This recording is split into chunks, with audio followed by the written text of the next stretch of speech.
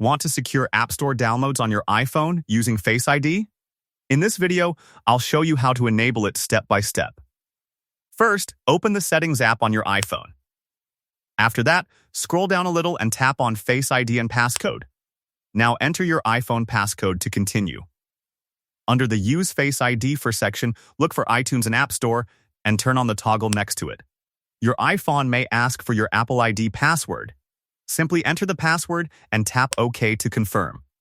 Once this option is enabled, Face ID will be used for App Store downloads and purchases. Now open the App Store on your iPhone and search for any app you want to install. Open the app page and tap on Get.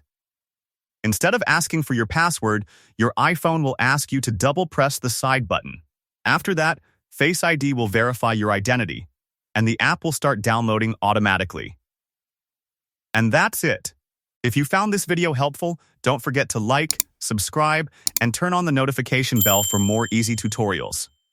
Thanks for watching.